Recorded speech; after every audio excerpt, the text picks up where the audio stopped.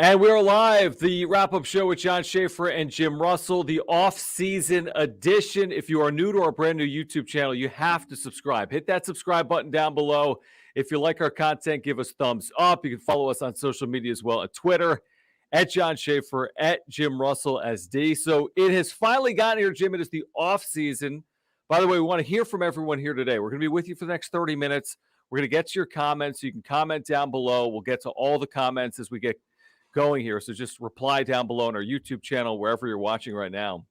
So 79-83, Jim. I mean, nobody expected this. I don't think the organization expected this. Jayce Tingler said post-game he did not expect this. The Padres are 2-13 in their final 15 games. So the question now is, what's next for this organization? It probably starts with the manager, but it's much more than that. I mean, even if they move on from Tingler today or tomorrow or whenever, there's a lot more to be solved between now and the start of the 2022 season.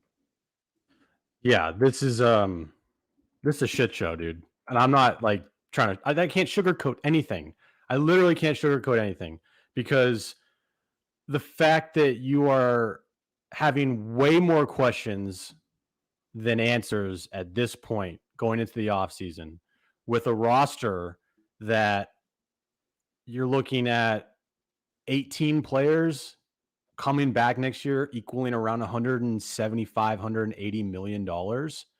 Not much roster flexibility at all. A question about a manager. We have no clue if they're going to fire Tingler or not. It's been over 24 hours since the final out of the season. Still don't have a resolution on Tingler. To me, that kind of speaks like he could be coming back, which the optics would look horrific. So I don't know I do. Obviously what's next is what's going to happen with Tingler. Like, that has to be the first question to be answered. And then after that, the coaching staff, yes, but looking on field, there's one player that you need to make your mind up on, and you need to go all in to get rid of. It's Hosmer. Done. You got to be done with that guy. He is a cancer to this franchise and organization. He brings nothing, and I mean nothing, to the table. He's a zero WAR player. He is a replacement player at best, making $20+ million. The only way to get roster flexibility is to get rid of the dude. And I don't care if you pay the entire contract. I don't care. Get rid of him at any cost. If you got to pay $50 million of his remaining $60 million contract, you get rid of him. That's it. So in order of things that we need answered is Tingler, the coaching staff, and then we get to the players, and I think that Eric Hosmer, for me, is the number one person. I think you make some very good points, and I'm with you. I mean, Eric Hosmer, if you look at what happened here in 2021, this was an awful year. If you look at the entirety of the deal, there's been very little value. It's hard to say that he gave you more value than maybe 30 games in 2020, but that was such a short year. He had the GI issue. He had a hand injury in 2020. So I'm with you on Hosmer. I don't think it gives you more roster flexibility, though, because if you're going to pay him $60 million either way, then the money's going to be tied up. So I'm not sure how much more flexibility it gives them unless they can move him, which, remember, as part of the new CBA, could be some type of salary floor, right? Not a ceiling, but some type of salary floor. So if you get that floor, then maybe a team would want to take on that salary, and maybe you can move some of that $60 million. I'm with you, though. I mean, it's possible that you just move him, or you just get rid of him, you designate him, and you eat the $60 million. I don't think that gives you as much flexibility as you think. You try to move some of that salary. But before you get to Hosmer, because that's not being made, that move's not being made today or tomorrow. Before you get to Hosmer, it starts with Tingler. And I think just because we haven't heard something today does not mean it's more likely he's going to be retained. I really don't think that. Now, they might have internal meetings. I mean, just because they haven't gotten rid of him in one day, one business day, does not mean they won't get rid of him. Look at Luis Rojas today with the Mets, who they do part ways with, but they did offer him a job within the organization. Maybe the Padres are looking at something similar, where we're going to ask him to, move on, obviously, from the managerial role, but we can keep him in the organization. At that point, who really cares? I don't see how he comes back. I don't see a scenario where he comes back. I think the writing's been on the wall for months. I think that to some extent he's been somewhat accountable here these last handful of days, answering questions about what went wrong.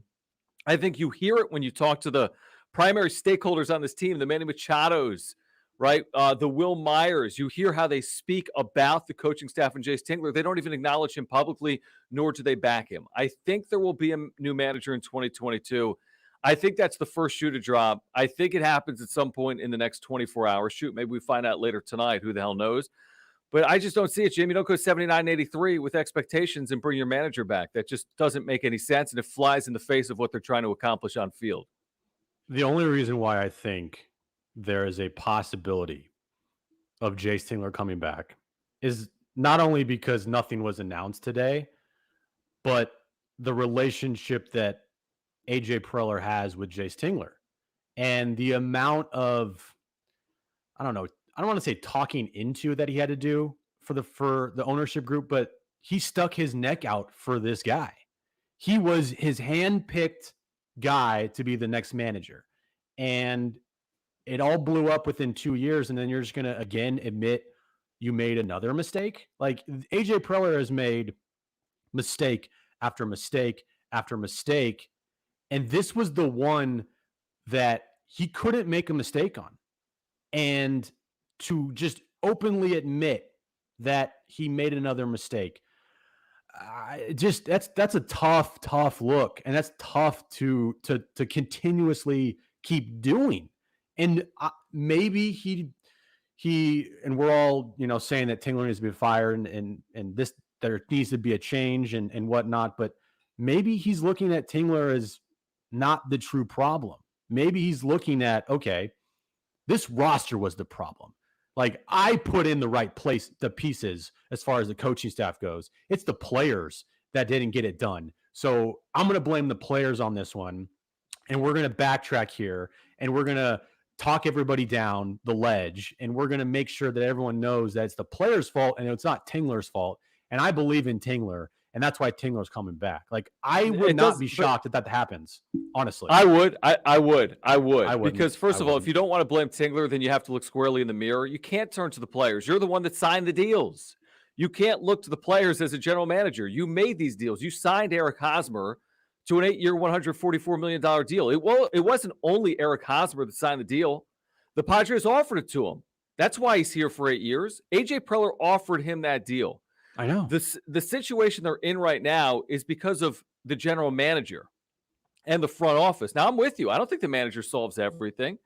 I don't think getting rid of Eric Hosmer solves everything. I don't think changing the coaching staff solves everything. I don't think bringing in an outside general manager to work with AJ Preller would solve everything. But optically, you need to start somewhere. When it's the decade of winning, according to Peter Seidler, and you're not winning, then you need to make changes. And when the window is wide open, like right now, 2022 and 2023, you have to have an appearance of trying to win. I'm not saying running it back is going to work. I saw what the Giants did on field. They won 107 games or whatever they won. And the Dodgers won 105, 106 games. I mean, these teams are clearly better than the Padres, even when the Padres put their best foot forward. So you're going to have everyone working in the same direction. You're going to have players having career years. You're going to have to make good roster decisions.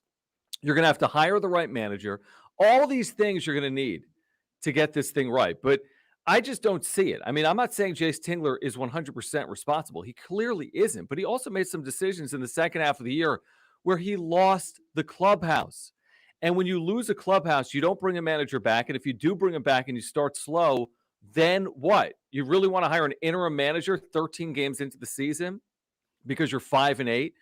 The smart decision here is to move on from Jayce Tingler. That would be the smart decision. I agree. I 100% agree with you. I'm just telling you, and I'm trying to brace everybody for what could happen.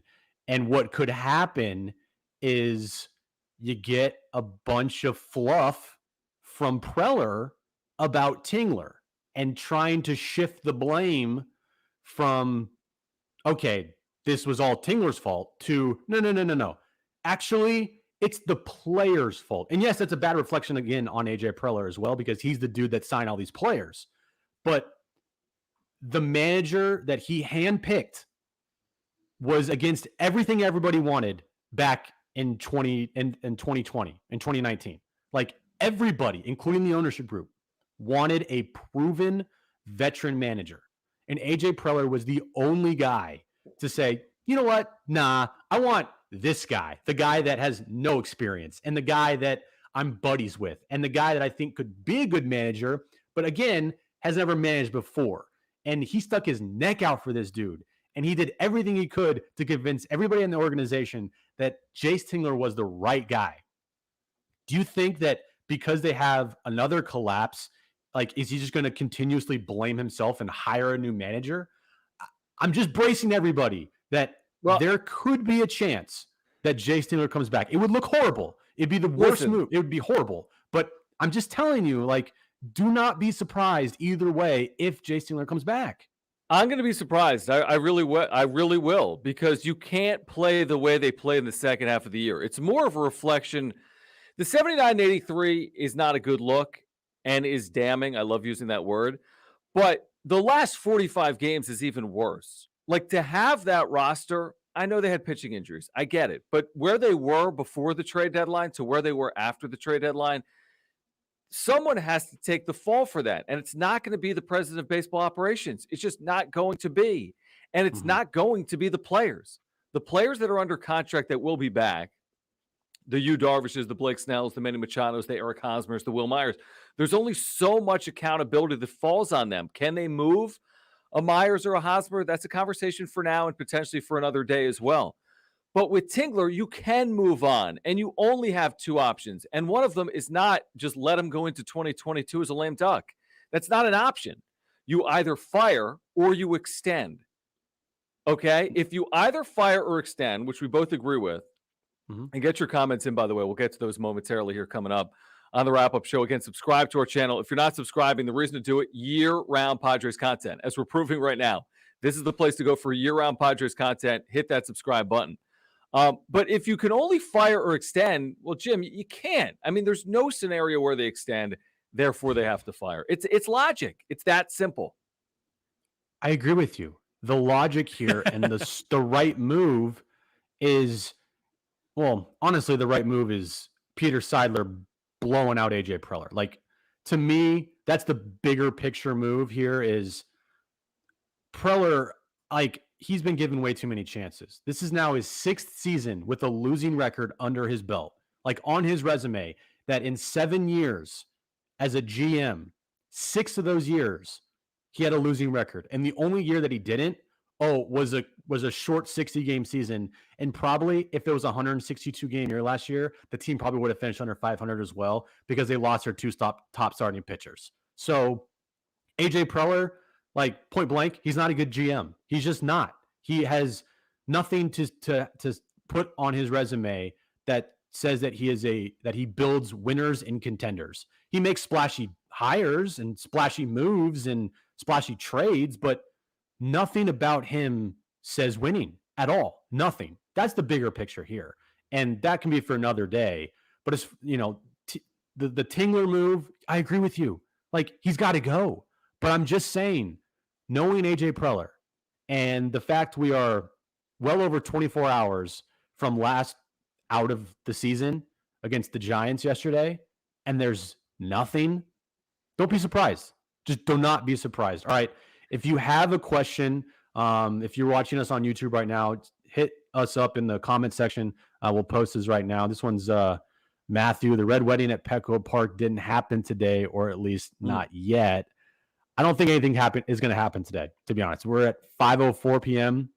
Monday Night Football just started. I don't think they're making any moves right now. Yeah, what if it comes out at like midnight tonight? I mean, I do think that there could be some type of leak. I could see a scenario where some media member finds out what the Padres' plans are potentially later in this week. But I agree. We're not going to get anything official on Tingler today, which I'll be honest, I am somewhat surprised on that. But if it takes another day, I don't think that's the end of the world. I mean, if we go the entire week without hearing from AJ Preller or Peter Seidler, that's not going to happen.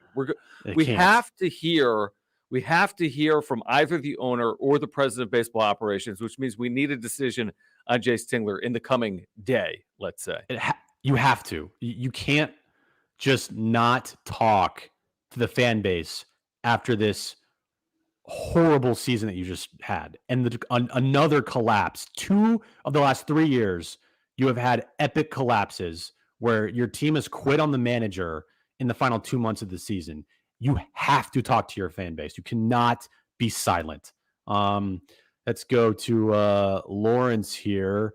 I'm so sick of all the time wasted just trying to find a freaking manager. Meanwhile, San Francisco, LA, Atlanta, and Tampa, they have managers on lock and they're going to the postseason. It's tough, and the manager, it becomes the chicken and the egg. Like, okay, these players or these teams keep having collapses and we keep blaming the manager. Well, maybe we should look at the players that are in place that are a major part of these collapses. And I keep going Okay, back to Eric Hosmer as a player that is well, just fair. got to go.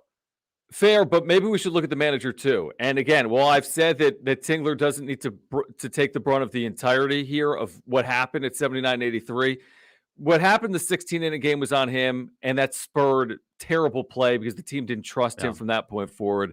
What happened, and there's so many examples, Jim. What happened this past week? There was a ridiculous game. I already forget.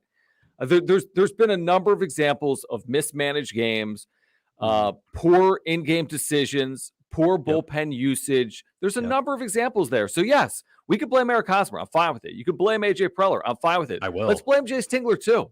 I will. I'll blame them all. He should take some of the responsibility for what happened here. I'm blaming them all. They're all at fault. And, I'm sick of Eric Hosmer. I'm done with him. Tingler, I feel bad for because Preller put him in a situation where he needed to learn how to manage on the fly for a team that was expected to contend. And that's tough. And then I blame AJ Preller for putting this thing together. Like, this is his baby and it's completely failed at every level. And now he is stuck with a giant mess on his hands and a roster with zero flexibility come this offseason as far as money goes, because you sign a bunch of players that are horrible. They do nothing for you, and they are a wasted roster spot. Oh, Next question. I'm upset. Andy, every minute that goes by increases the odds he stays. I don't know about that. I really don't. I mean, sometimes you got to get like lawyers involved. There's contracts. It might have to do with his coaching staff. He might be off for another job within the organization, by the way. That happened with the Mets today, again, with Luis Rojas. So let's not read too much into it. Yeah, you would think they would have been planning for this over the last couple of weeks, so they could have had this buttoned up.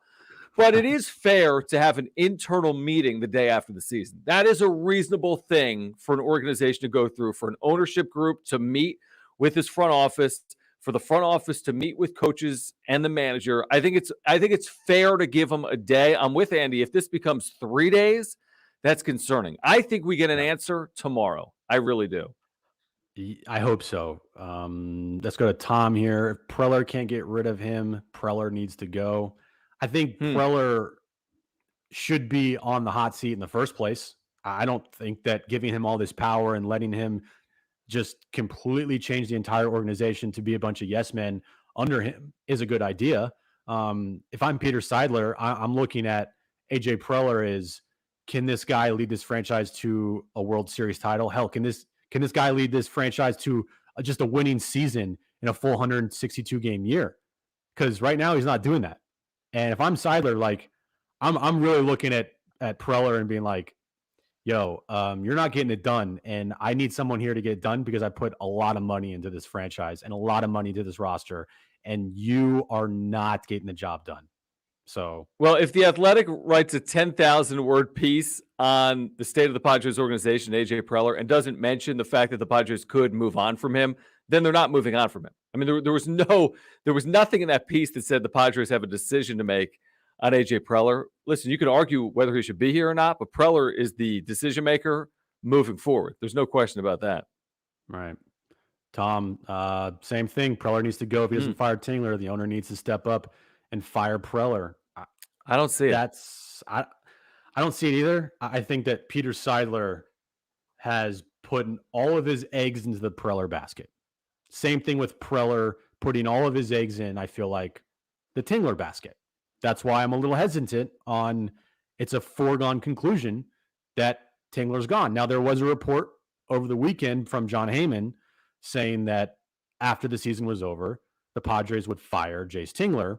And then immediately AJ Preller sends out the mass email, mass text messages to all the media members saying that the report is false and it's completely premature.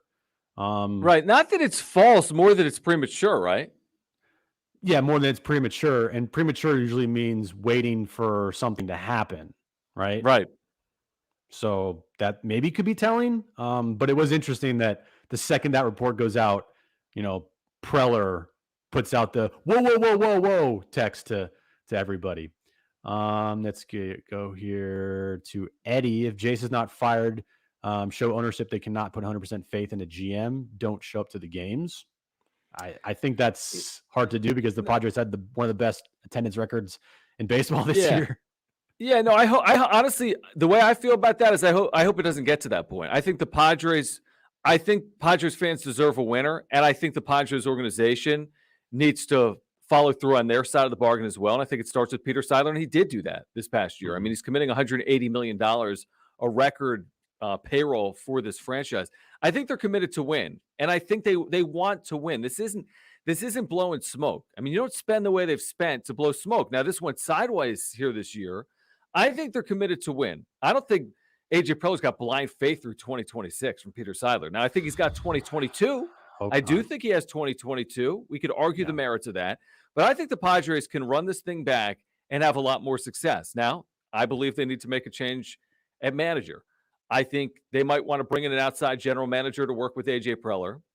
I would move an Eric Hosmer as well if I could. And I need to make other moves as well in the offseason. But I think the Padres are committed to winning, in my opinion. That's my 2 cents. Well, you just look how much money they put into this roster. That's saying that you're committed to winning without saying you're committed to winning. You don't put 175 plus $1 million into your payroll and just sit back and go, "Yeah, we don't expect to compete or win."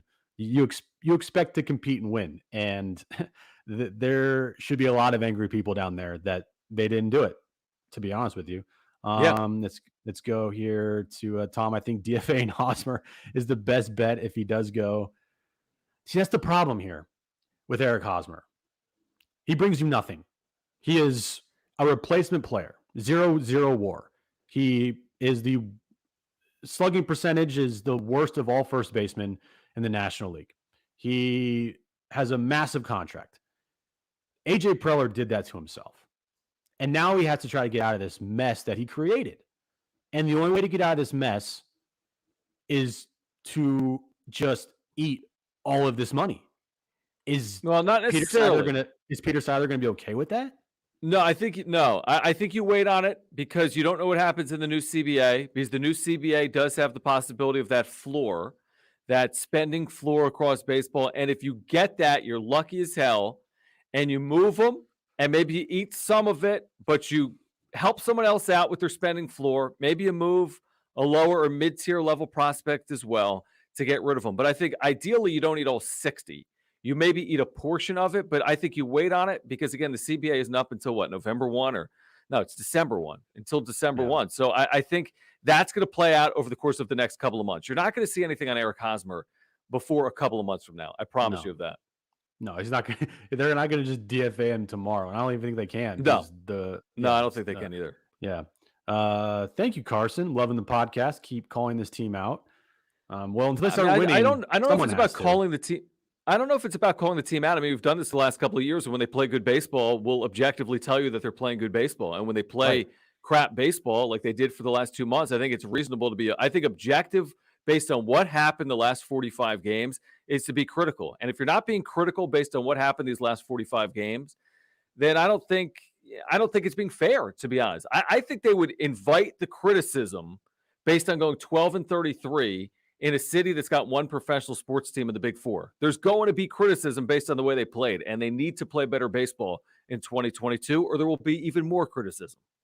Exactly. There's no sugarcoating this. When you suck, we'll tell you. And when they're good, we'll absolutely praise you. Yep. And right now, there's a lot of problems with this franchise, and you can't just sit back and say everything's okay, and you can't sit back and just blindly give faith to AJ Preller over and over and over again without questioning all of the moves that he has made. And the same thing with Jayce Tingler. You can't just say, "Oh, he's fine. He was not really the problem," and try to shift blame elsewhere. It's like, no, There's problem everywhere with this franchise right now.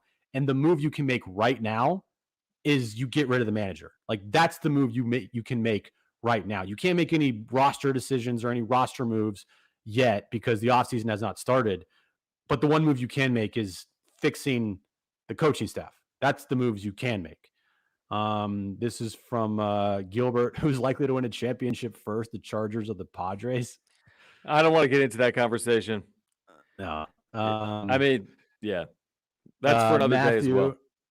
Matthew, exactly. Preller hired Tingler, and I think Preller assumed the on-paper performance of this team was going to be a crutch for Tingler to use while learning.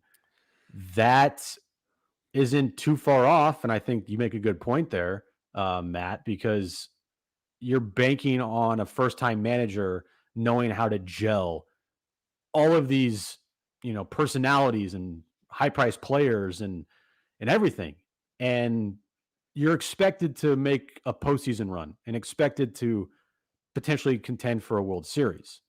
With the first-time manager, good luck. Yeah, I'm with you. A couple more here. Let's go to they'll trade Haas, but I've heard Myers is the one who stays. I just felt a cold shiver down my neck. Yeah, but the good thing with Myers is it's the final year of his deal. Like that's it. So if you have a chance to move one and not the other, you definitely want to move Hosmer. Way more money, way more years. You could argue Myers could run into a half decent year. He's had half decent months. He hasn't put together 162 for the Padres, but even if he gave you a half decent year and you didn't have Hosmer, if you didn't have Hosmer and you had Myers hit 260 with 23 home runs and 80 RBIs, I think that would be seen as a win, honestly, for 2022. No Hosmer and Myers giving you half decent production. You're not going to get rid of both of them, probably. So if you're keeping one, I'm keeping Myers.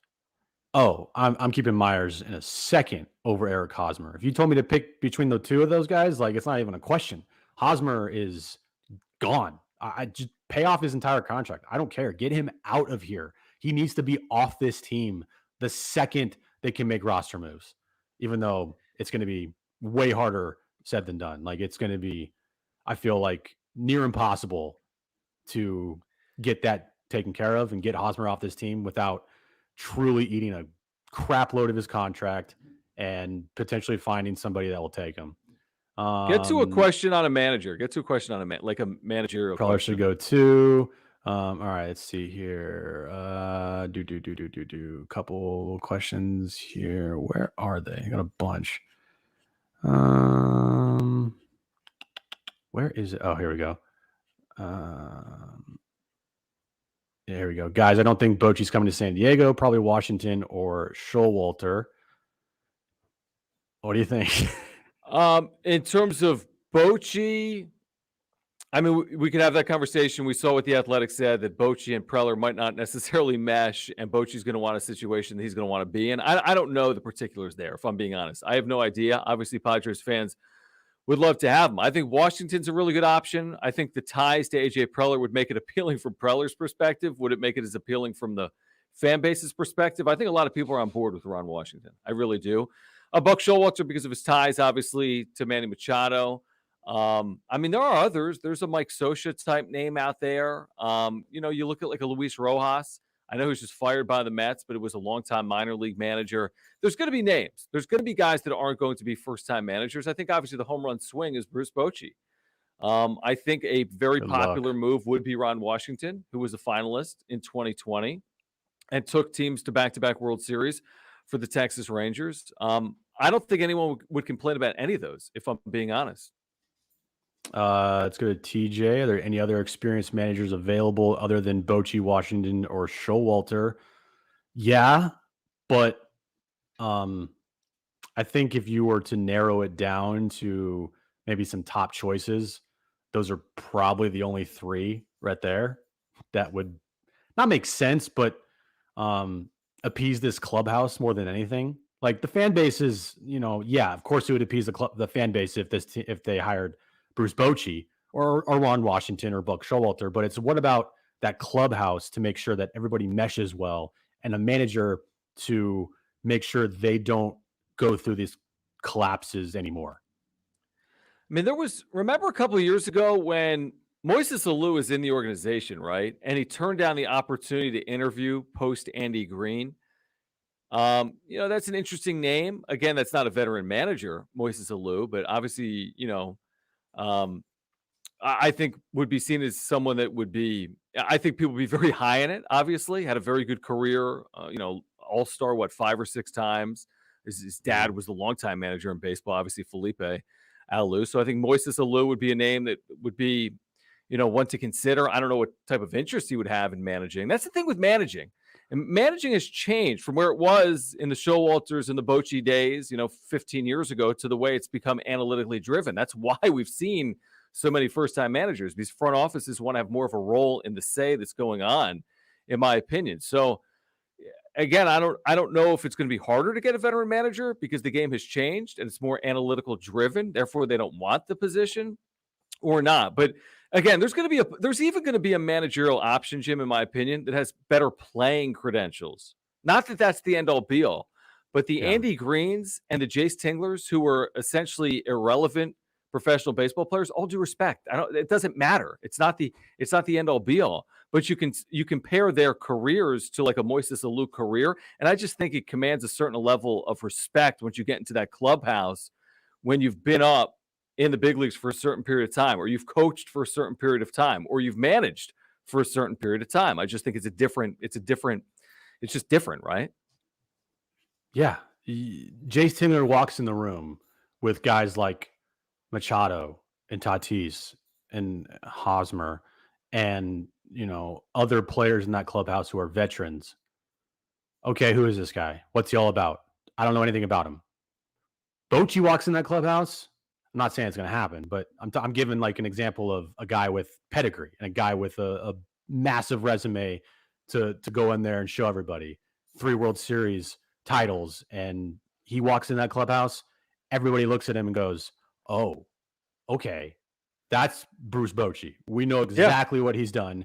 We have the utmost respect for him because of his World Series championships and his coaching, and he's brought in teams to the World Series multiple times with 2 different organizations. And you command respect if you walk in the clubhouse and if you're Bruce Bochy. Same thing with Ron Washington and Buck Showalter. Both those guys too have been in the postseason multiple times. World Series.